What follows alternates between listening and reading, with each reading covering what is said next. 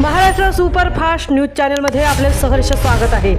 का सत्याची धार लेखणीची महाराष्ट्रातील ताज्या आणि वेगवान बातम्या पाहण्यासाठी आपल्या हक्काचे चॅनल शेअर करा, लाईक करा आणि सबस्क्राईब करा।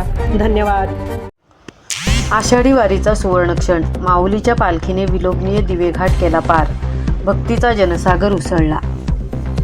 आषाढी एकादशीच्या निमित्ताने पंढरपूरकडे मार्गस्थ झालेला संत श्रेष्ठ ज्ञानेश्वर महाराज आणि जगद्गुरू तुकाराम महाराज यांच्या पालख्यांनी वारीतील सर्वात आव्हानात्मक आणि तितकाच नयनरम्य टप्पा असलेला दिवेघाट यशस्वीरित्या पार केला आहे। निसर्गाचे अथांग सौंदर्य आणि भक्तीचा अलोटसागर याचा अद्भुत संगम दिवेघाटात पाहायला मिळाला।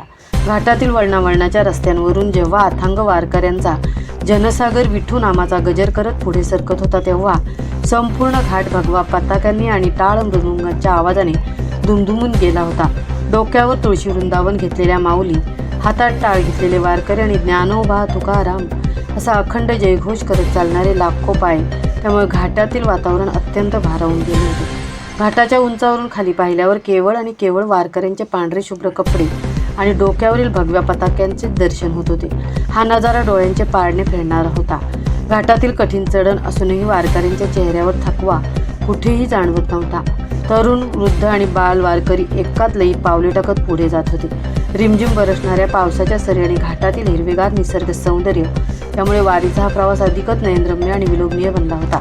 लाखोंच्या संख्येने असलेल्या जनसागरासाठी प्रशासनाने चोख पोलीस बंदोबस्त, रुग्णवाहिका, पिण्याच्या पाण्याची सोय आणि ठिकठिकाणी वैद्यकीय मदतीची उत्तम व्यवस्था केली आहे।